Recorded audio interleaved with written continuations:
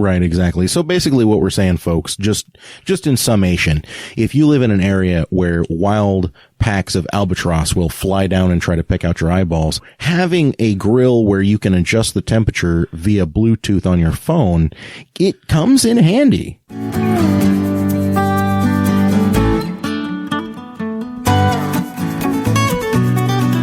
Why do we cook? We cook for food, for family, and for friends. We cook to bring people together. Honey, that looks good. Pardon my fork.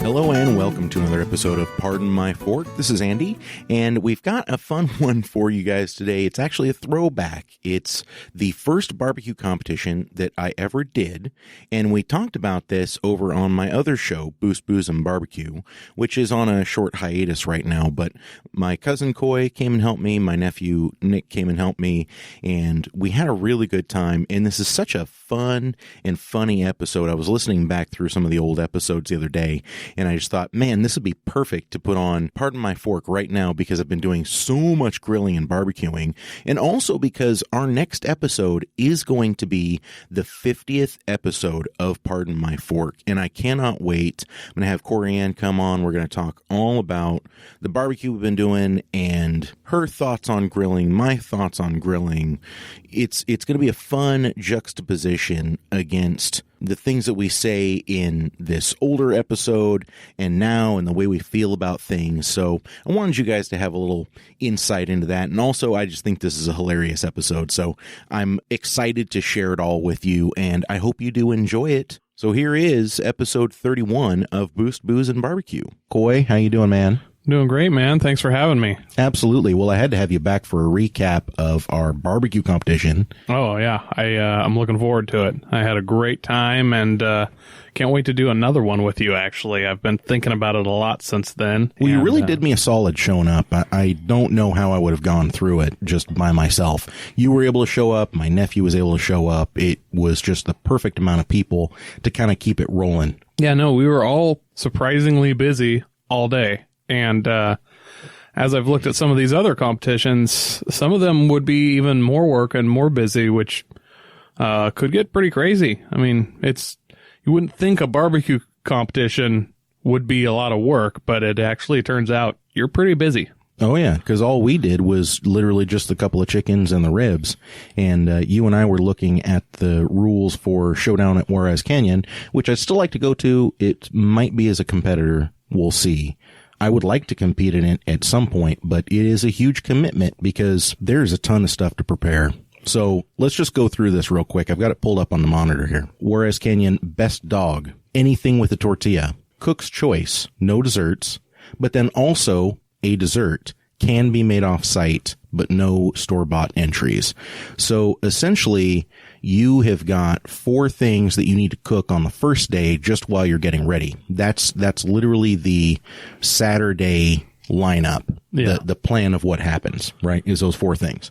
Of course. Yeah, which I also like that you can make the dessert off site, because that means I can just go down to Genditerai, buy one of their amazing cheesecakes, slide it into a cardboard box and just bring it down. Like, surely half the people there are doing that, right? I mean, there's probably half the people there doing that, but what they're probably doing is they're buying that awesome cheesecake and then they're adding like their own, whip whiskey topping of some kind. You know what I mean? Yeah, that makes like sense, there's something that's happening there, I would assume. Maybe a little parsley and then say I made it. A little jam or something on the plate. Yeah. Cilantro. Sunday, though, you've got your chili and salsa turn-ins, pork butt turn-in, brisket turn-in, chicken turn-in, and pork ribs turn in. And that definitely is going to be a 2-day affair doing all of that. There's just no doubt about it. Oh, yeah. I mean, looking at these times, your chili and salsa turn in is 11:30. If you're making that chili from scratch, what does it take to get your beans all? It's like 4 hours. It's a significant amount of time. You better have a pressure pot. Unless you're pressure cooking it. So I don't know if you're getting up at 4 a.m. or just pulling an all-nighter, but it definitely looks like a piece of work. That brisket is on, though, and that's due at 1 p.m., but a brisket, you need 12 to 14 hours to cook. So that in and of itself is what's going to keep you up all night. Yeah, there is a lot of work here. I mean, just the smoking and barbecuing, making salsa. But I do like that they throw in the Olive Garden buffet dinner at 6 p.m. the night before. Really loaded on carbs. And that way it's really easy to stay awake all night when you're just overloaded with pasta. Exactly. And undoubtedly, all of the drinks you're going to have and things like that, too. Yeah. It's going to help you stay awake. Yeah. Olive Garden, if it's, all you can eat buffet, I don't know if it's open bar, but I'm assuming they're throwing something down for you. Well, it's a good thing that we've got this big bottle of espresso flavored rum. Yeah, the pork ribs, I think, went pretty darn well for us. We got 6th place out of 13 teams. Your pork ribs were delicious. I like them very much. I honestly wish I would have went around and tried all the team's food. In hindsight, if I do another one, that's something that I will make sure I get time is go around and try at least everybody's ribs. Because out of, 14 competitors? 13, yeah. 13 competitors, I tried maybe 4 different ribs. Right. And I didn't even try the guy that won. So that doesn't give you the perspective I think that you want to get when you walk away. So I think if I do it again, I'll definitely be doing a lot more tasting and testing just to see what's doing well and what's not. I'm completely with you. Although you have to admit, our setup was definitely the only setup with, let's just say, the types of smokers we were using. Yeah, there was a lot of people running pellet, electric powered stuff and whatnot, whereas we were off the grid, so to speak. We were very off the grid. I was impressed to see people using those brand new Timberline Traegers, though. I hadn't actually seen one in person until people started pulling them out. There are probably 3 teams, I think, there with the Timberline 1300s. Yep. And those are the brand new lineup, and those are some nice grills. I was really impressed to see those out in force already. I hadn't actually looked at those too much. I have been looking at new grills. I'm kind of playing with the idea of picking up a pellet smoker, but I'm not 100% sure on what I want quite yet. So yeah, you have any? What are the front runners for you? Oh, right now I really like the Camp Chef, but I don't like the price. The Camp Chef Woodwind grill is pretty top of the line, but it's pushing $1,000. It's good size grill, pellet, and you have the plate where you can go expose the flame, or you can just go smoke. And it comes with a sear box, which is the main thing I like, because it has a 900-degree sear box. You can kind of smoke some steaks, you can reverse sear them or whatever you want to do. But I really like that feature of it, but the price is a little tough for me. It is. It's definitely hard. Timberline 1300, that's coming in at $2,000. Yeah, that's not in my price range, which maybe I haven't looked at it very much. I have looked at a couple of the Traegers. The Traegers, for their features, run a little higher than everybody else. It seems like maybe worth it, maybe not. I don't know. I know they have great customer service, and where we're located, we're not far from their headquarters, which helps. My dad did have one, and part of it rusted out, and it was several years old, and he just wrote them a hand letter saying he was a little disappointed that it had rusted out already, and he paid all this money for this grill. A couple weeks later, just in the mail, a whole new barrel piece showed up for it. So that's wild. Pretty great customer service, at least through that experience I have of it, which I'm guessing probably not going to get that through a lot of other vendors, but you're definitely paying a premium for those Traegers. They are nice. Yeah, they're very nice. I'm always curious about the temperature control. I've asked people before, do you trust the digital readout or do you throw your thermometers on? I'm fairly certain a few of the people using the new Traegers did have external thermometers, or at the very least they had meat probes, the external meat probes that were going into their meat. But that's one thing that I've always wondered about the pellet smokers. Like, how important do people feel like it is to have that secondary thermometer to be able to monitor what exactly is happening in the barrel? Yeah, I know. I mean, if you're running just your regular charcoal or chunk wood smokers and grills, how close are you? I mean, you kind of look over, it's 15, 20 degrees high, you dial it down a little bit, you're going back. So it doesn't seem like those are that accurate as well, unless you just stand there and stare at the thermometer. I know some of the newer Traegers have a built-in meat probe that you can just plug in, which I love that feature. It seems nice. Same with the Green Mountain grills. Mm-hmm. Yeah, the other one was looking at, and the name is escaping me, but they make almost like a Weber style, the old round grill, but it's in a pellet grill style. And I really don't cook a lot of big stuff, so that would probably be good for me and take up less space on the patio. But I can't find a ton of reviews on it. I believe it's Tex-Mex, or I spoke with you about them before. I'm trying to remember the name of them. Rectech, yes. Rectech grill. And it's one of their smallest ones. I think it comes in at 5 something. And it's a great looking grill. There's not a ton of information on their site, and I haven't really just sat down and watched a bunch of YouTube videos with it. So, well, I follow them on Instagram, and I'll tell you what, there are a lot of people that do competition with their Rectech grills. As a matter of fact, I think some of the folks that work for Rectech use them to do competition, and apparently do pretty well with them too. Yeah, so that's here we go. Bullseye. I just pulled it up on the monitor. The Bullseye RT B38 380. Excuse me. Actually, $100 off right now. Maybe I should jump on that. It seems like, honestly, for that's a size that would really be 90% of what I do would fit in there. I mean, I've ran a smaller grill for a long time and almost never had an issue not being able to grill up enough food fast enough. So that's really interesting that they're doing a pellet grill, but in a kettle style. That's really interesting to me. I would think you'd get a little bit more even smoke, but, who knows? Provides 15 hours of cooking at 200 degrees Fahrenheit. Which reminds me, if I were going to run out and buy a pellet smoker right now, and this probably tells you more than you need to know about me because I am a super cheapskate. However, I do just genuinely like the look of the Pit Boss Copperhead pellet smokers. They've got this gigantic hopper on the back, and I'm trying to remember, here it is, a 40-pound hopper allows you to cook at 200 degrees for 24 hours. So let's pretend you were running 275 degrees for a brisket or something, right? You'd probably be able to set this thing and forget it. And about the time you ran out of pellets, your brisket would be ready. Yeah, that's actually pretty impressive. The downside, it's not a grill as well, so you're kind of... Oh, yeah, it's a cabinet smoker. I shouldn't call it a grill. But what's this run price-wise? $400. No, that's not a horrible price either. And it's about the size, honestly, of a small refrigerator. We've talked about it on a previous episode before, but I'm still enamored with it. I really am. They make 2 different sizes of this vertical smoker. One's a little smaller, one's a little bigger. But I don't know. I love the idea of being able to run 450 degrees for, well, what would this be? 40-pound hopper. You'd probably run that for 8 hours if you needed to. Oh, yeah, for sure. Yeah, I've toyed with the idea of just kind of rehabbing mine, which I've actually... My grill, it's a propane infrared charcoal grill.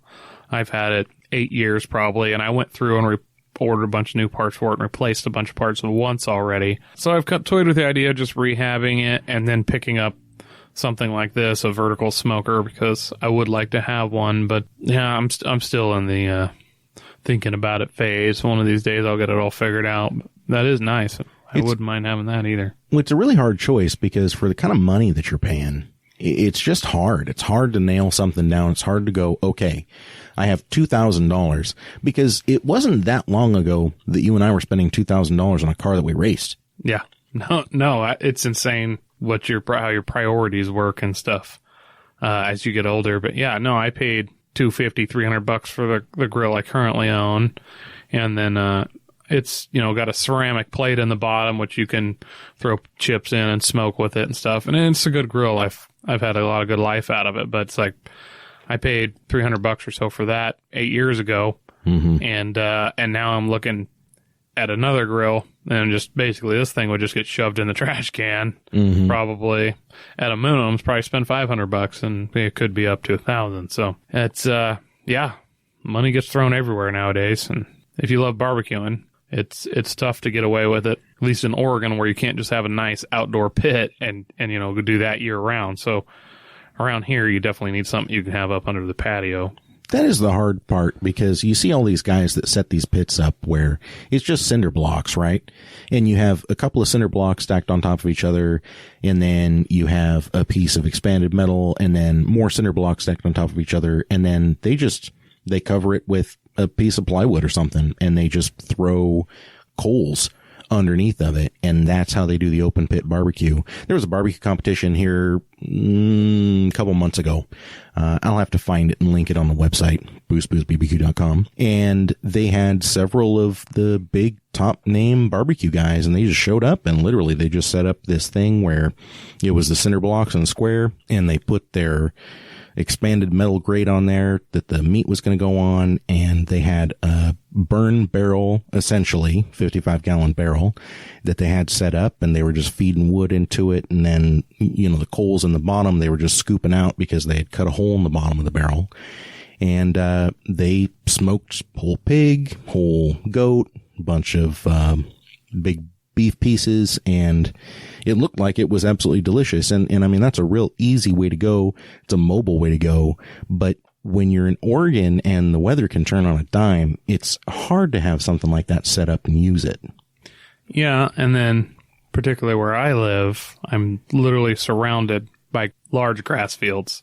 Mm-hmm. So anything kind of open pit like that, I'm pretty cautious about, because I'm not sure the acreage and stuff there, but if there was a field fire that happened, I would owe probably in the millions of dollars to farmers around me. Yeah, definitely don't want to do that. Yeah. No, I used to be pretty big into, non-locally sourced fireworks, if you get my drift. And that's a habit as soon as I moved to this new place, I've dropped pretty quickly. It wasn't even that tempting for me. I was actually at a place where I could purchase some large-scale, small explosive-type fireworks, and I thought about it for about 4 seconds and went, no, I'll pass.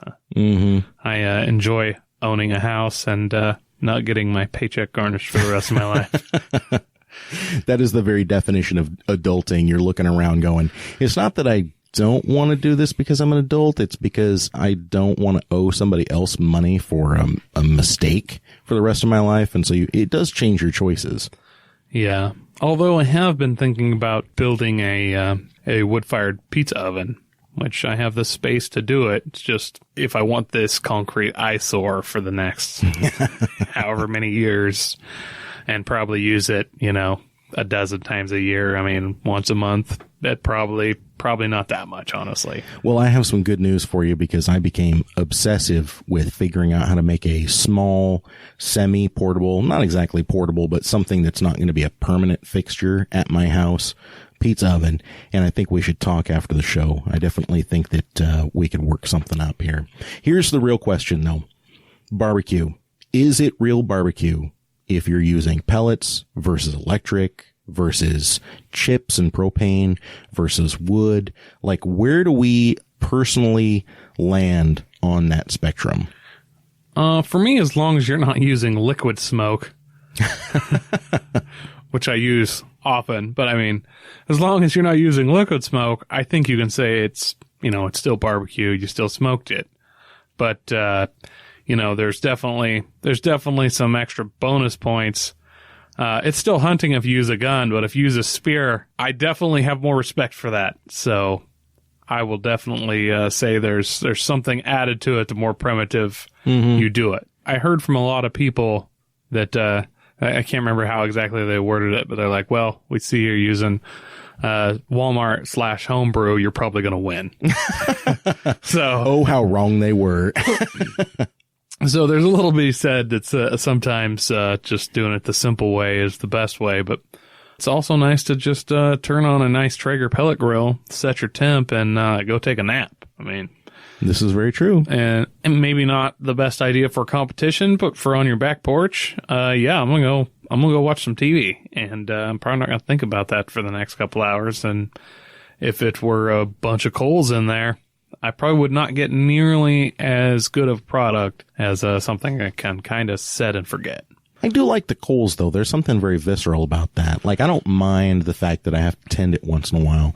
It's really not that often once you learn how your pit runs and how often you need to replace the wood and stuff like that. Not replace, obviously, but add. But I kind of like that about barbecue. I like having to light something on fire. I like having to tend the fire. I like having to put a little bit of something, a little je ne sais quoi into it, something that's a little bit intangible. It's just a feeling. It's this innate feeling and intuition once you build it up about being able to handle the temperature. Now, having said that, I still really do want a pellet grill because I really am with you there. There are some times when I think it would be a lot easier to just throw it in the pellet grill. Yeah, that's what makes it a hobby, I think, is the hands-on part of it.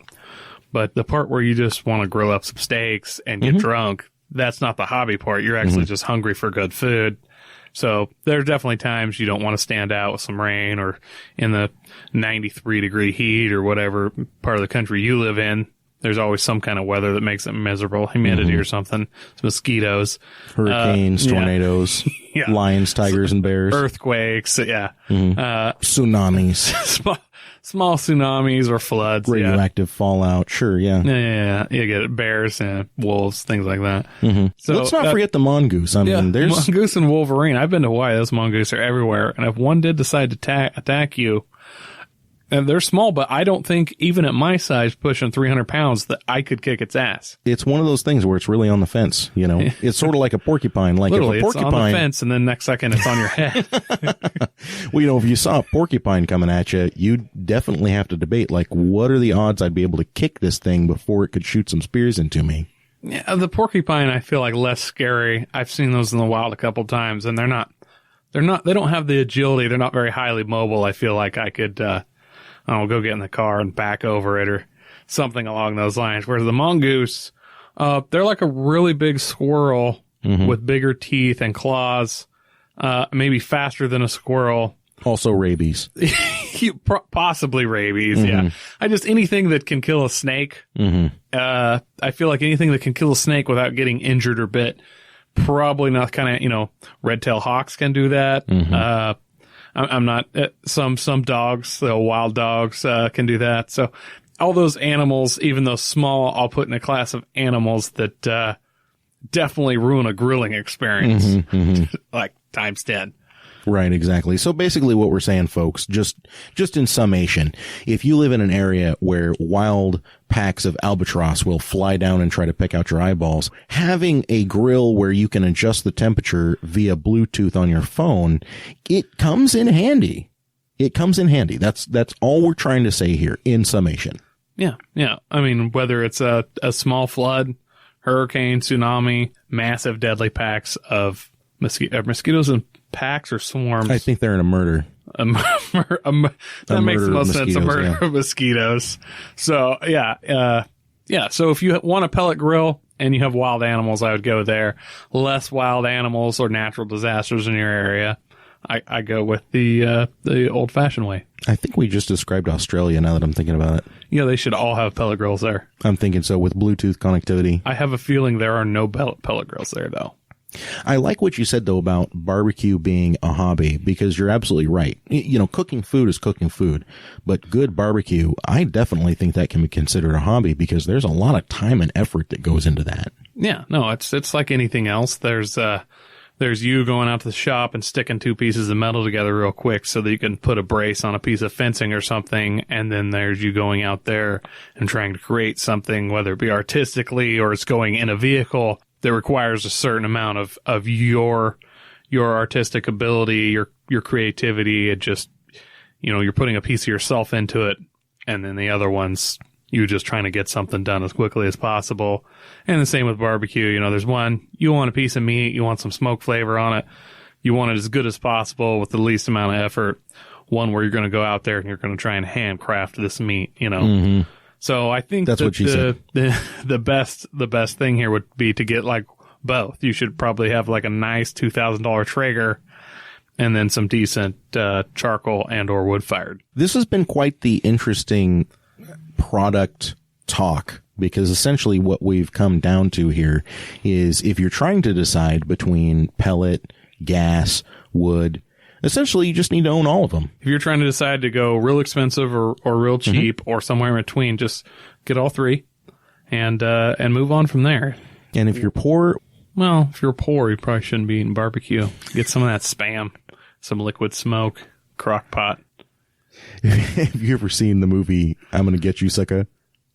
No, I have not. There's a scene with... So this is a real movie. This is a real wasn't movie. A punchline to a No, joke. Okay. yeah, no. There's a scene with Chris Rock. He's very young. It's a very old movie. And he goes into a barbecue restaurant and he says, how much for just one rib? And the guy behind the counter, well, this is what our plate is, and this is how much it costs for this. Yeah, but how much for just one rib? And it goes on through this skit for a while. People can look it up on YouTube, or maybe we'll link it on the Facebook and the website. But he comes down and he finally talks the guy into, okay, just one rib. And then he pulls out $100 bill and goes, can you break 100? That's what all this talk reminds me of. Yeah, pretty much. Pretty much. All right. Well, hey, we're getting way off into the weeds, and this is going to be a long episode as it is. So let's go ahead and cut in. Who were the first people we talked to? I guess it was White's Meats, right? I believe it was White's Meats. Really like that guy and his wife. Yeah, Randy and Wendy. Mm-hmm. Super good people. Super good people. Sound like they have a really good setup going there. And they really knowledgeable and just super friendly. Oh, super friendly. And they stopped by our booth early, and we didn't have any food ready except for those tacos. Yeah. Remember we made the breakfast tacos with the eggs and bacon and eggs from our chickens, obviously. Eggs, bacon, and my wife's corn salsa that she made. And everybody just died over that corn salsa. Every single person, all they could say to me was just like, yeah, great tacos, but that salsa, where did you get that? That was amazing. That was excellent salsa. I'd like to have a jar at my house just as a condiment. Honestly, I think we can set you up with that. I'm not sure how long it'll last because I'll probably just get out some corn chips and have at it. But yeah, it was quite delicious. I didn't realize that was your wife's. I thought it was kind of your own creation. So nope, that was Corey Ann straight up. Well, and that I just lost a lot of respect for you. Yeah. Yes, but you gained respect for our new show that's going to be coming out in a couple of weeks. Pardon My Fork. Be looking out for that real soon. Going to be bringing that around. So back to Randy and Wendy. They had some great stuff to talk about. We didn't catch all of it, obviously, because they were trying to just make their rounds. We found out that he has this awesome four-wheel drive custom van that he's working on. I can't wait to talk to him about that in a future episode. But we just kind of talked to him a little bit about, what they're doing, how things are going, how they're involved with this barbecue competition. So let's go ahead and cue that up now. Good. Randy, Wendy, thanks so much for sitting down with us. How are we doing, you guys? Oh, good. It's a beautiful day for barbecue. We're happy to be here. It is a beautiful day out here. It's getting a little warm, but the breeze is picking up, which I love. Yes. Got to just point the intake of the smoker towards the wind and let her roll. That's right. Rolling coal. That's right. That's right. Now, you guys are with White's Country Meats. That's right. And you have donated the meats to the event today, which we greatly appreciate. Thank you so much for doing that. Absolutely. You're welcome. It's for a great cause. It is for a fantastic cause, and I'm really glad that you guys could make it out, too, because not only did you donate the meat, now you get to taste it. That's right. That's like a win-win-win. You're giving it to a good cause, you get to taste it, and most people around here have some really great boozes that are, I'm going to use air quotes, going in their sauces that you get to come around and try. That's right. That's right. Hopefully steal some ideas for back at the meat shop. That's the idea. Yeah. That's right. That's right. Just make our products better. Well, I don't know if they can get too much better. Just off the air, we were talking about how you guys are going to start processing venison, right? Oh, yeah. October 1st, it really kicks off that main rifle season, and that's when we start really processing a lot of meat. That next 3 months is gangbusters, if it were. Do about 1,100 animals. Yeah, it's a lot of work. That's wild. So bow season is going on already. Do you not get as much for bow season as you do rifle? Not typically. Most of those guys who are they're going out bow hunting, they like doing a lot of their own processing. That makes sense. If I find, more of the guys who are rifle hunting, they typically don't have the time. They're going out for a week. Those bow hunters sometimes are out there for 2-3 weeks. Yeah. And they can definitely have the time to process it after they harvest the animals. Yep. Well, speaking of processing animals, Wendy, what's it like trying to corral him in?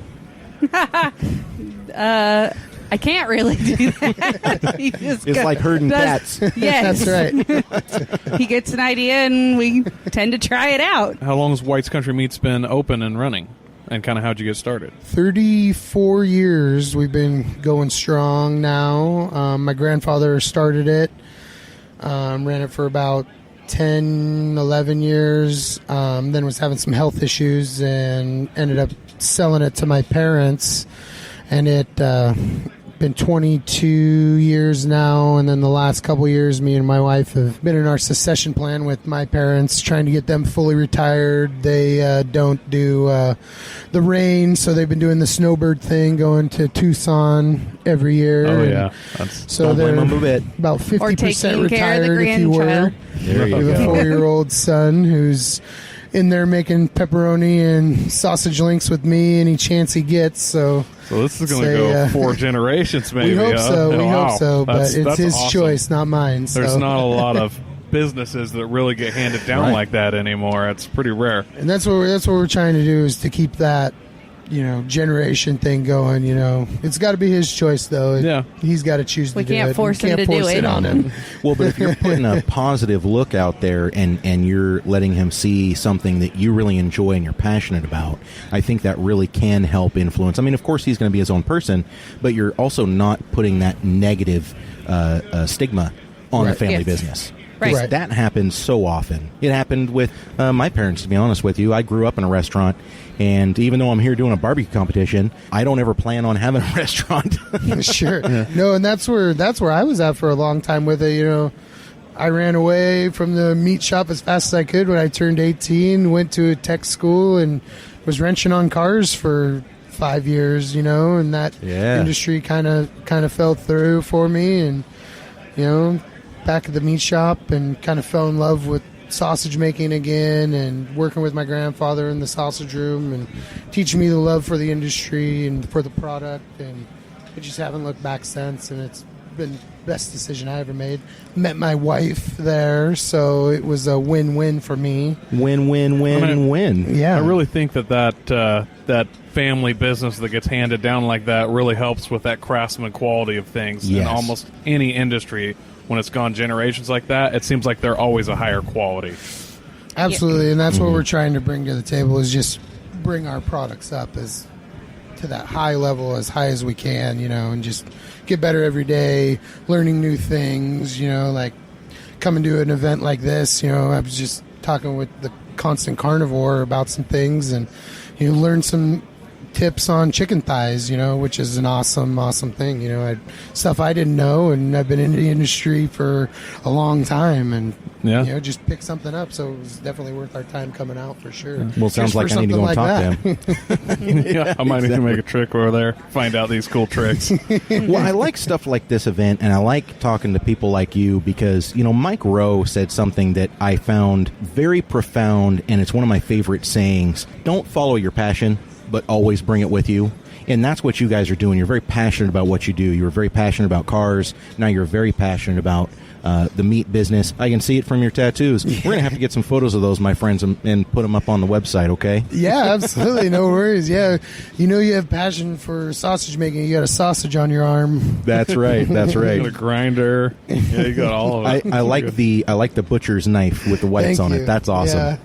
Well, hey, Appreciate it. you guys, thank you so much for talking to us. Absolutely. We will You're let you go and find other delicious tidbits. We'll make you up something here before you go so you're not leaving on an empty stomach, okay? Hey, I appreciate that. Thank you. great talking to you guys. Thanks, you guys. Absolutely. Oh, and go and check them out. White's Country Meats. What's your website? WhitesCountryMeats.com. Awesome. Make Check it us easy. out. Reverend Randall's Barbecue on Instagram. Awesome. Hey, thanks so much, you guys. Yeah, I really liked Randy and Wendy. Seemed like really good people. He really went in depth with his 4-wheel drive van project that he's doing, and actually, it sounds pretty cool.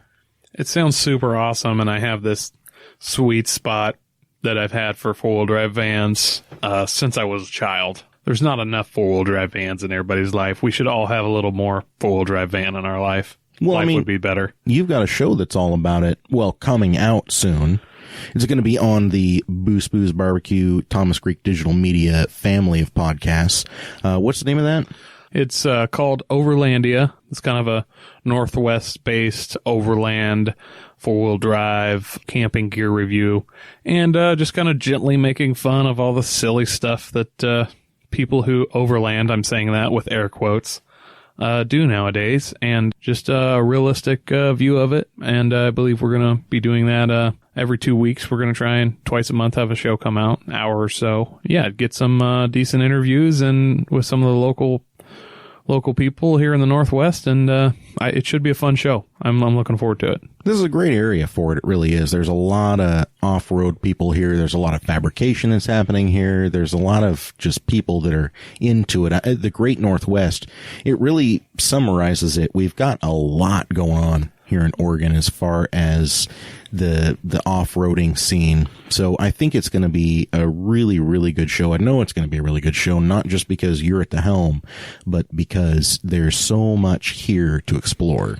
It really is. I mean, Oregon has such a varied terrain. You start at the coast. We have a lot of beach that you can drive on compared to the rest of the United States. As far as dunes go, we got the coastal range, kind of a wet, northern rainforest. Then we move into the valley, and then we got the Cascade Range, and then the high desert. And, the terrain's so varied in such a small area, but when you're considering the massive terrain ranges we have here, it's pretty incredible. And then Washington and, California and Idaho kind of have a similar thing going on. So it's, and really the Northwest is kind of the hub for a lot of this. We're actually having a similar conversation the other day. I don't know how many companies make winches for the front of your truck or whatever. Mm-hmm. You mean besides Harbor Freight? Yeah, besides Harbor Freight, other than Badland, who all makes winches. Just here in the Northwest, we have in Wilsonville, there's Come Up Winch. I believe in Milwaukee, Portland is the base for Warn Winch. And over in Beaverton or Tualatin, see like Mile Marker or Super Winch. Like out of the small handful of companies that build winches, 3 or 4 of them are based just right local to us. So, I mean, there is a lot of product that comes out of this area. I'm not sure why, but it works out convenient for us. And really the scene for four-wheel drive and overlanding here in this area is pretty massive. So I just realized what would be the most Oregon overland on the planet. You take roads that aren't really roads from winery to winery, and then you end at a cannabis farm. That would be so Oregon. I don't think you could contain all that Oregon in one vehicle. It'd probably blow the windows or roof off of it. If you had a mobile microbrew station truck that followed you around, that would be even more Oregon. But I think we're on to something. I think that's something you're going to have to do in like 2019. I don't know how many of these, again, air quotes, overland guys you've hung out with, but a lot of their trucks are mobile cannabis farms. So yeah, no, if you're looking to not get a contact high, don't get in other people's Jeep Cherokees. That's fair. That's all I'm going to say. That's fair. I think that summarizes the Oregon overland experience. Yeah, no, it's, there's definitely a lot to make fun of, but it's definitely a lot of fun. So I can't wait for that to come around. And I'll tell you what, I can't wait for another one of these barbecue competitions to come around. I'm really glad that we cut our teeth on, I don't want to call it a small competition, but obviously it was a small competition because it's only a single day that it ran. But it was also for a really, really good cause. The Forest Grove wrestling team benefited directly from all of this. And I loved talking to the organizers, Chad, Michelle, and then of course Joe Guerra, who helped organize the whole thing because he's big in the barbecue community. Joe is the man. Like, I love the setup that he has. 503 Barbecue, Northwest Barbecue Crew. You guys definitely have to go out and check him out. That's his handle on Facebook and Instagram and all that. And really good folks that are doing it. And I'm really glad to see that they were able to benefit so much from this event. Yeah. As far as Joe goes, just to say how good he is, anybody who PETA targets because they barbecue so hard, that's a guy I want to have barbecue from. Like that, I wish PETA would target me for that reason. Like, I'm a little jealous.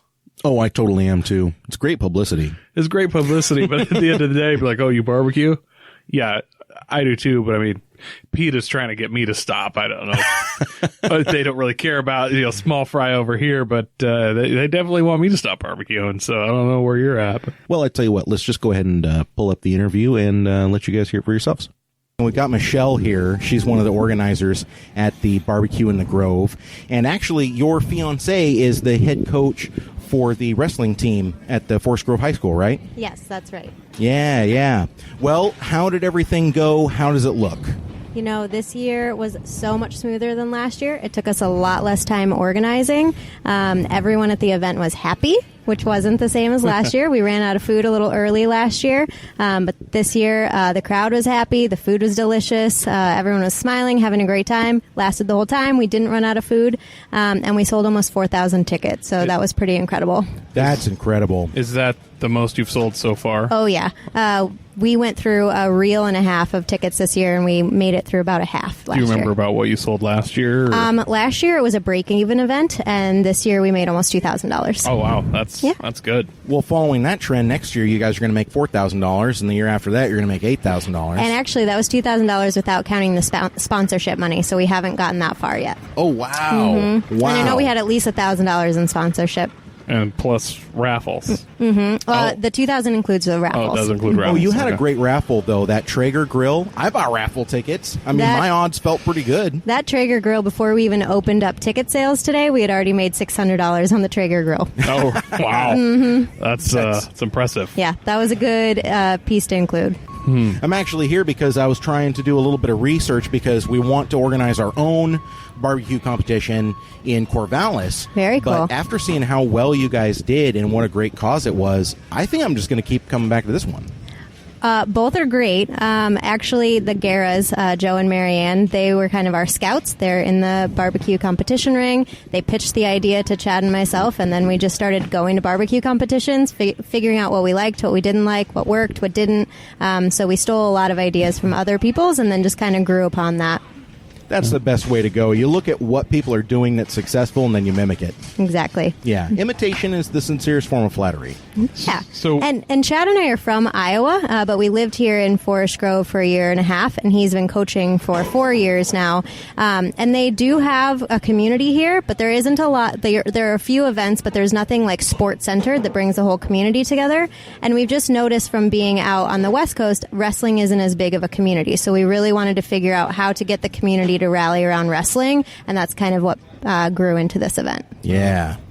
You've Heck noticed yeah. football's kind of the go-to around here. Exactly, Yeah. and soccer and hockey. really? We don't have those back in the Midwest. Hockey. Not as big anyway. Hockey. In Oregon, really? Mm-hmm. Huh.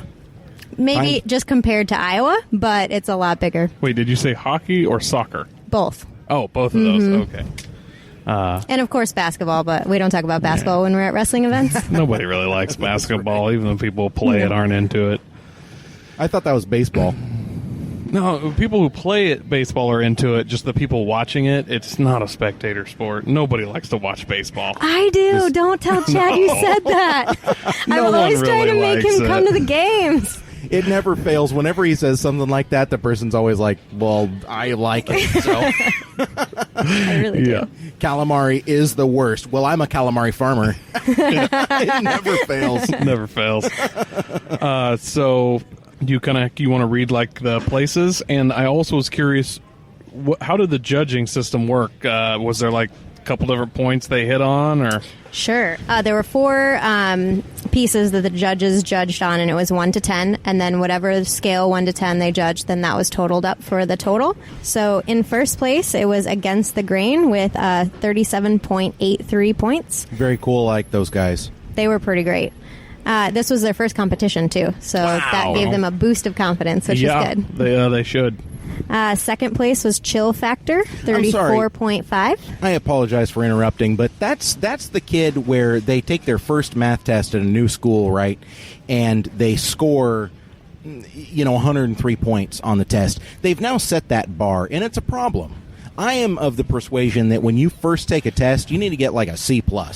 Just come in right at the middle of the road, and people can't really be mad at you. They go, C, that's not great, but I mean, you passed. It's more than passing, And then when you start rolling in the B's, people are happy. Totally. If you just get the A+ right off the bat and then you throw in a couple of B+, it feels like you're striking out when you're really not. That's the problem. I see where you're going. So if you had won, you'd been kind of pissed. Like you'd been a little upset No, about I would winning. have. Yeah, I absolutely would have. Yeah, no, I knew you didn't want to win. You wanted like a middle of the road. That's what you're aiming for. So Well, notice, I mean, we're going to get to it, but notice where we fall. It's exactly where I wanted to be. Perfect. wow, that's epic planning. Go All ahead. right, I apologize. Go Nope, ahead. that's okay. Third place was Bites. They actually won last year. They had 32.3 points this year. Fourth place was G2 Pit Crew with 32.1. 5th was QPDX, 31.5. 6th was Boost Booze and Barbecue, 30.8. 6th place. And 7th, and there was a tie for 7th with Prilia Hill and Sassy Cheeks. They wrote that wrong. 30 points even. And then 9th was Chin's Barbecue, 29.8. 10th was Constant Carnivore, 28.5. And 11 was Big Dub's Barbecue, 28.1. And I feel like they said this was their first event as well. So everybody was within 10 points, basically. Yeah, it was pretty close. Wow. I've never, been on the judging end of one of these, but that seems pretty impressive. That seems like a close field. And I did talk to one of the judges, and he said he found out after that he was judging low. He's like, I've never judged this before. I thought I was supposed to be harsh on everyone, but he was consistent, so at least it played out. Consistency is important. It's like racing. At first, you're consistent, and then you're fast, and then you're consistently fast. So as long as he can, judge consistently, but then consistently judge us high, I feel like we're going the right direction. Right. And he also took a huge box of leftovers home. I think all the judges by the end of it were pretty bloated because of all the barbecue and the beer in the beer garden. I know exactly which judge you're talking about. I forced a pulled pork taco on him. Probably. They were all bursting at the seams. Yeah. No, absolutely. He stopped by the table that we had, and he was like, all right, did I miss anything? And I said, well, have you tried my pulled pork taco yet? And he said, no. And I said, well, you got to take a meat shot now. We're giving people just a little bit, not even a bite's worth, in the bottom of a cup, and saying, okay, it's a meat shot. Nice. Just to kind of see what that tastes like. And he took it, and he said, I'm about to pop, but that's delicious. He would. So I have a couple questions. I'm thinking for next year. Yeah. You set the judges out here, and we do like a Simon Cowell thing. They can take a bite, throw it, get angry, or really throw some praise on, put a show on. Last year we had the judges out where everyone could see them, and there was a lot of pressure. There was a lot of hovering. The judges were feeling like they couldn't concentrate, so they requested to be hidden. But maybe next year we should do something in the middle. My second question was, how can I get in this judging gig? Because it seems more rewarding than the cooking gig. You really have to get into Chad's crew. Last year it was a lot of celebrities, which we did have some this year, but much more it was who does Chad know that he wants to give free barbecue Grove and be buddies with Portland. Chad or Portland. Yep. I couldn't do that. I'm with you. You know who we need to talk to? We've got someone coming on to Pardon My Fork here in a couple of months that was on the Food Network's Chopped a few times. We're going to have to pick her brain a little bit. Nice. Yeah, we'll see. Pardon My Fork is a new episode, a new show that we're going to be releasing here real soon, as well as Koi's own show, Overlandia. That's coming out real soon. Yep. And Cool. Michelle. What's interesting about that is everyone mistakes my name for Melissa if they don't remember my name, and that's the fake name I gave Chad when I met him. It's the only thing. Wow. I can only see enough of your name through your hair to guess at Michelle. Now I have to ask, though, I've seen what Chad looks like. Why did you give that Greek god a fake name? Well, we met in college. When you met. He looks like he's chiseled out of stone. Yeah, he does. We met in college. I was 19, he was 20, and he was really drunk in the bar, and he led with, my name is Chad, and I'm an Iowa wrestler, and I wanted nothing to do with someone who was an Iowa wrestler. And then he followed me home, so we talked. Yeah. Well, when something follows you home, you just have to adopt it and keep it. It's kind of how Chad is, so you'll learn that now that you know him. He will follow you around like a puppy, but he's the best. You did the butterfly thing, you set it free, and it came right back. Exactly. And you're like, well, I have to keep it. Yep, he's everyone's little cartoon friend, little puppy.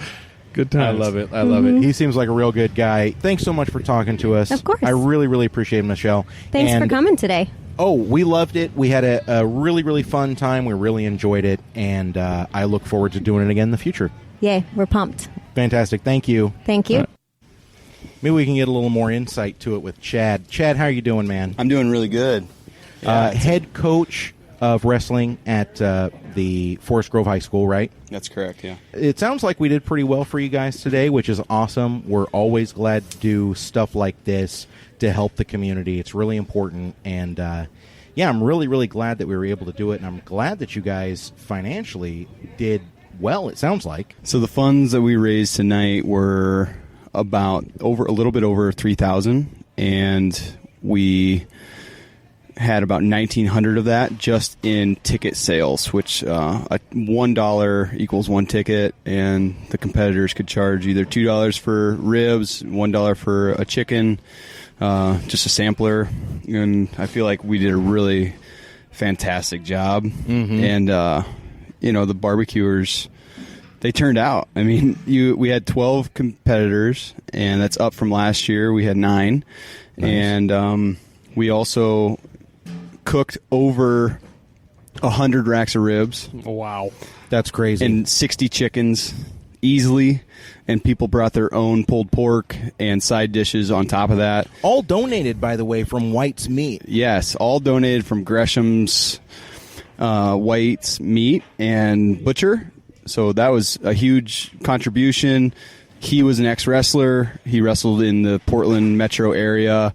He loves the sport, and he loves good barbecue. So this is a great combination of both those things. We do have a lot of fun in our wrestling program. I think that's a catalyst, honestly. The kids are enjoying it. Our numbers are really high. Our women's program is growing every single year. Yeah. Our goal is always to double our numbers. So we started with 2, went to 4, got to 8.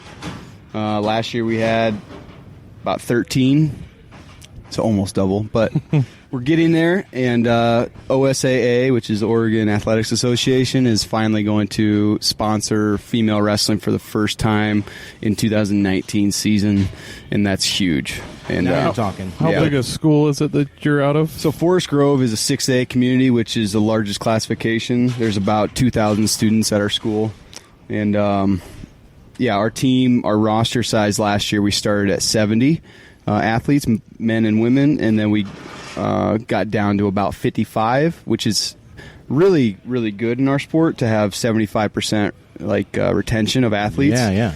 And I'm really proud of that, and our community is really starting to support it, and that's cool. That's really awesome. How'd you guys get hooked up, Joe? With Chad, Yeah. we work it together. Oh, you guys... We both work at the together. high school, so and I we met gotcha. Chad. So, and then this came up as a let's hope this works, and it's working. Oh, it's working well, my friend. Yes, This has been an awesome second year. Holy smokes! right. I would have to agree. I think we must have tripled on food, more doubled on food. I don't know. We brought a lot of extra food, and then perfect timing. People stopped coming. We just sold out. So It was perfect timing. Yeah. Like we literally sold the last little bit of our food to some folks, and then it just sort of dried up. It was perfect. right. That was kind of coincident. That was almost too perfect, but I'll take it. Hey, man, you're putting that positive energy out there, and people are responding. That's what's going on. Right. Yeah, I hope so. Thank you. So it felt like a pretty good size event this year, and it was almost double of what it was last year. So if we go off of Chad's double it every year rule, you're going to need to get some more street because we're going to run out. That is true. That is very true. They want to cross streets. We just don't know how hard it's going to be to do that. And if we could, I guess we could add more if we really sat down and sat everybody right. But I guess we'll know next year, see how we do next year. I'm going to be real honest with you. I'm not going to let you put me at the end of the row next year. Okay. That's fair. That is fair. You That's better fair. get here early. That's right. We had Aaron Chin's barbecue show up at 4:35. What? Yeah, and he was ready. He got his spot. So we got to do like a Black Friday thing and just camp Just it on the camp out. curb at 9 o'clock the night before, find our spot. Hey, I've got 2 really nice air mattresses that are actually comfortable. We can do this. It's no Yes. problem. Well, how serious are you? Yeah. Well, if we double our position this year, that puts us almost to first place. Yeah, So, that's true. Well, it's a good point. That's a We'll good keep point. We going have a with this podium if we doubling double it thing. next I year. don't know. I was tasting some of your food, and it tasted pretty good. Yes, the chicken I mean, was good. everyone really put out tonight. Oh, there was a lot of good It food. was stiff competition. Yeah. Everybody was so close together. I was looking at the numbers, the judging numbers, and I mean, it was percentage points. Right. Slight, You know? yeah. And the judges that we got are all people that are close to our wrestling program, kind of hand selected. So they're by far, they're not master judgers, but they are people that mean a lot to our wrestling community, and that's important to us. It's a way for us to give back to them. Yeah. And that's fun. I also like that you do it that way because when you kind of get the same professional type judge, I feel like a lot of the teams would be able to kind of read what they're looking for, whereas it's kind of a bunch of amateurs. It's anybody's game, which makes it cool. Right. The guy that won, Mark, he's never competed. That's what we heard. This was his first one. So, that helps. Mm-hmm. Second place guy, he's never competed either. Oh, really? So, and third place, he competed a couple times. He won it last year, but if you could cook, I guess competition's where you want to be. Yeah. Well, he was telling me actually, I'm not focusing on the People's Choice chicken this year. I'm focusing on the ribs, and he still got People's Choice chicken, so that means he's doing something right. Aaron, yeah. He still wins. Right. Have you thought about adding any more categories or anything? Like we thought about doing a surprise category, like a mystery meat. That would be fun. It's just spam. Hello. Right. No spam. But yeah, or a mystery dish. Like competitions, they do that. They'll do like anything, like the one we were in Redmond, anything whiskey. Yeah. Or wings. We want to try something different. I think next year we're going to look into that. I was noticing nobody that I saw did a dessert. Right. It would be cool to do it like maybe, I don't know if you do People's Choice or have it judged, but do a dessert. Well, which actually, would be pretty interesting. That's a good point because I was wondering how your whiskey pecan cheesecake did. So we didn't score. Okay, flavor was good, but they said they did not taste the whiskey. Oh. So we didn't know that. Okay. Yeah, we are. You want to come and check it out? And so next year we'll try. We're only in 39 states and 5 countries. I mean, small potatoes. Who cares about us little guys? So next year we'll more whiskey. They want to taste that whiskey. So well, you know what the answer is then? What's that? You make one of those cheesecake shot glasses where like it's the cheesecake graham cracker at the bottom, right? Mm-hmm. And then the cheesecake, but you hollow out the center and you just fill it with whiskey. Oh man, they take the shot and then they eat the glass. Boom, done. Boom. Done. Do you take the shot and eat the glass, or you just throw the whole thing in your mouth? That's what I would do. Either or. I feel like that's how I'd get a couple lined up and do like a speed move. The answer is yes. Yes. Just yes.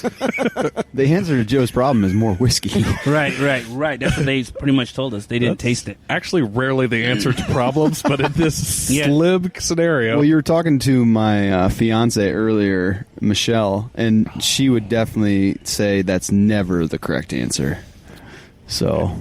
Well, you know what? Who knows, though? As distillers would say, alcohol is technically a solution. So, I'm just saying. I like that. We enjoyed talking to your fiancée, by the way, and she had a lot of good things to say about you, which is good. I would hope so. I've been with her for a decade, so... Wow. There's got a decade's worth of itty-bitty things has got to add up to at least, like, a sentence. Yeah, well, she doesn't hate you, so that's a really good sign.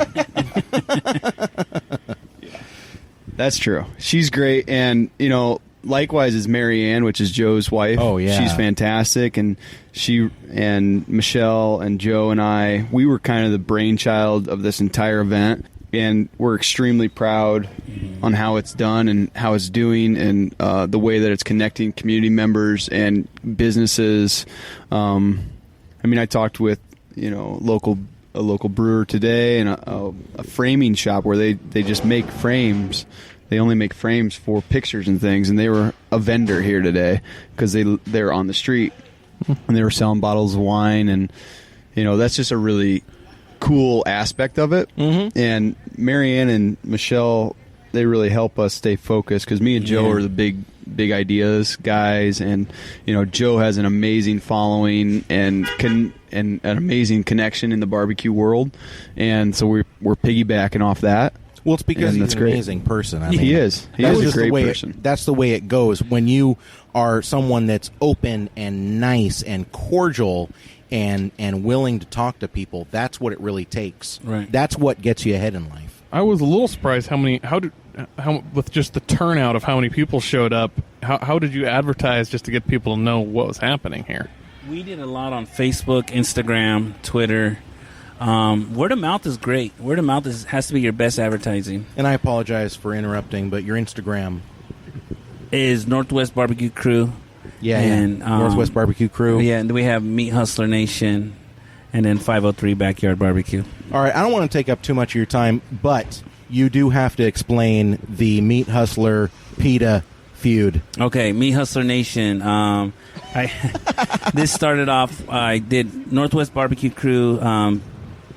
PETA's going to probably come at me again if they listen to this podcast. They don't worry. Okay, so PETA came out. Nobody listens, remember? Yeah, nobody. They called me a murderer, sending me some pictures. They had all these vegan, sorry if I'm cussing on there, but they were sending me pictures of them wearing these shirts.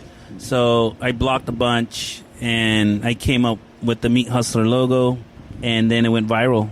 And so now we're just killing it, and we're in every state, United States. Literally killing it. Yeah, literally killing it. Literally and figuratively. Yeah, yeah, and now we're in other countries. We're in Germany, Australia, England.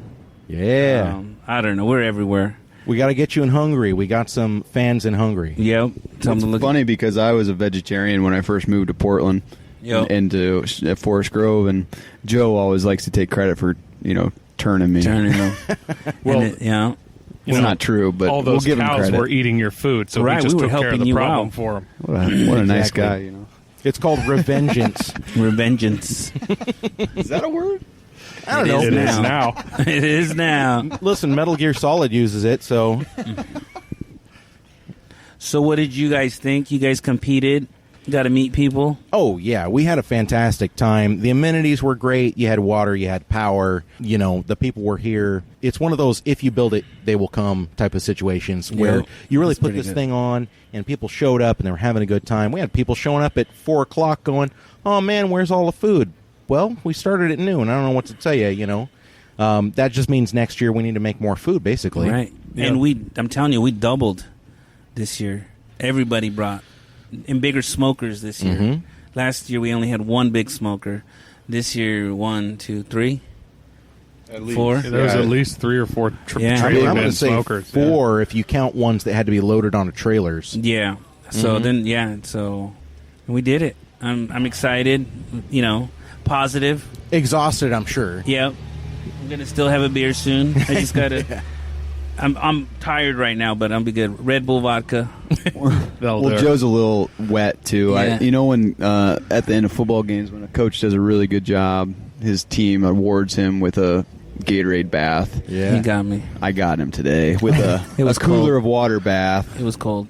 It was real cold. He deserved it though, because he's the one who really, you asked how we advertise it, and really, it's social media. It's on Instagram, and it's through his, Northwest Barbecue Crew following that we could really put this on. Because you're right, he does reach tons and tons of people, and we just harness that, put it in a community where it doesn't happen, and now people are enjoying it and looking forward to the next year, which is exactly what we wanted. Yep. And it's fun. That's what makes it fun. I know we're looking forward to next year, and this was a great event, first event for us, and It's very you guys addicting. Did a great job. Thank you. Well, I'm really glad you guys could come, and I really appreciate taking the time and talking to him. Well, it's to like me I already and told Joe, he basically forced me to invest my money into all the equipment to come to these. Yeah. So now I have no choice. Yeah. That's good. It's addicting. I'm telling you. That's really good. Hey, you guys, thanks so much for talking to us. Really fantastic job. Congratulations to both of you. You deserve lots and lots of accolades, and we're going to give that to you on the social media, okay? Thanks. Thank you. Thank you for having us. Thank you for Thanks being again, here, guys. Absolutely. Thanks, guys. Thank you. Yeah, I love those guys. Really, really nice. Both great dudes, and great cause. It's a lot of work to put on an event like this, especially when it's not benefiting you directly. It's really just benefiting a bunch of kids. So I loved your comments about Chad, though, telling Michelle that he looks like an Adonis. That was pretty telling. no, I got a little bit of a man crush on Chad. I won't lie. He's built like a Greek god, I think, as I told her, carved out of stone. It says so much. If a man like that gets a chick lying to him about her name, what chance do the guys like us have? You know what I'm saying? Like that dude, a chick is lying to him. I look like I'm built out of silly putty. Yeah, so a little depressing while realizing we're all facing the same problems. I guess. You're not fat. You're just shapes. Yeah. Yeah. Lots of shapes that are mostly round without corners. But You're embracing the dad bod. That's what that boils down to. I was embracing the dad bod long before I was a dad. Well, we had a really, really good time, and I'm very impressed with those guys, and it was a really good turnout, really good event. Joe and Chad and Michelle and all the other volunteers, they deserve a real round of applause. I'm very impressed that they were able to put that on, and I really look forward to doing it next year, to be honest. Yeah, I had a great time. It was a really well-run event. Everything went smooth, and had a lot of fun, and I was honestly surprised with how much product we sold at the end of the day. It was surprising. Oh, yeah. It sneaks up on you, I guess. We have to take a little bit of an average of the tickets, since certain things were 1 ticket and then other things were 2 tickets. But based on our ticket sales, I use air quotes, we served around 200 people, which is pretty good considering we did not cook all that much food. I mean, there were people there that were doing 9, 10, 12 racks of ribs, and we did the bare minimum of 3. Yeah, and as far as the chicken, the people's choice for the chicken, they really should take an average of how many tickets you sold for chicken, and then go off of it. This other guy sells 400, and I sell 43, but I get almost as many best chicken tickets as him, who really had the best chicken. I see what you're doing. Yeah, you're trying to pad those numbers. I got you. There's definitely got to be some kind of grade on a curve there. Sure, there needs to be a ratio. Yeah. I'm pretty sure if you did that, we'd be a solid win on that people's choice. But well, Chad, Joe, that's food for thought for next year. Okay, guys. Yeah, or you could just make it so that we win next year. Let's call it even. Well, we'll see what kind of guns we're bringing next year. We might actually have a little bit more tools of the trade to be able to use, but we're going to see. A little sneak preview for you guys there at home. I'm not talking about it just yet, but some interesting things in the works for the Boost Booze and Barbecue crew. So we'll see how that all shakes out. A lot of welders and plasma are getting fired up, and we'll see what comes of that. But yeah, we'll see. Well, hey, folks, thank you so much for tuning in. Thanks so much for telling a friend. Make sure to like and subscribe, of course, and we always appreciate when you guys do that. Find us, facebook.com/BoostBoozeBBQ, BoostBoozeBBQ on Instagram and Twitter, the website, boostboozebbbq.com. Your Instagram, remind me. Overlandia Podcast, one word. We don't have a ton up there right now, but there's definitely some funny stuff that we got posted. So I think folks should go over there and like you and follow you just so that they can stay apprised of what's happening. Overlandiapodcast.com, I think, is on the way or in the work. So stay tuned to that, folks. And of course, you can find any of that linked through the boostboozebbbq.com website. We're hosting a whole family of podcasts, and so make sure that you go over there and check that out. Coy, thank you so much for being here.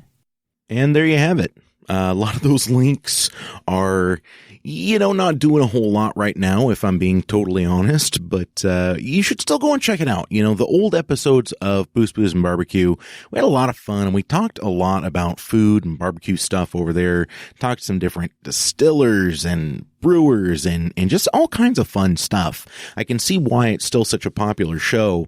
It's funny, I was telling Coy the other day, we're still getting 5, 6, 7 downloads a day. Sometimes we'll get 100 downloads a week of Boost Booze and Barbecue, even though we haven't produced an episode in a while. So I really want to get that going again. It's going to be a lot of fun once we do, and people seem to respond to it, and people seem to respond to this show. So we want to thank you so much for tuning in, and again, thank you for telling a friend. We've had some fun giveaways recently.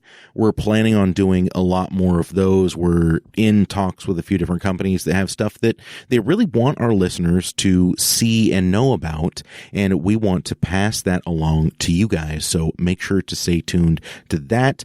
PardonMyFork.com is, of course, the website. The Facebook page is facebook.com/PardonMyFork. The Instagram is at Pardon My Fork. That's where you're going to find everything that we're talking about in not just this episode, by the way, but all of the previous episodes, things that we're cooking throughout the week. We have a cat that showed up in our backyard that's in real bad shape. We made a quick fundraiser for him because, quite frankly, we just couldn't afford the vet bill.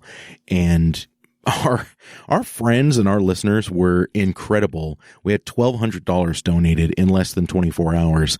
We're waiting to see how that goes, but we might be adding a new podcat into the household. We'll keep you guys apprised of that situation. But at any rate, that's our show. I want to thank you again for listening. I hope you had a good time. And of course, for Coy and all of the other folks that we talked to at last year's barbecue event, this is Andy, and we will see you next time.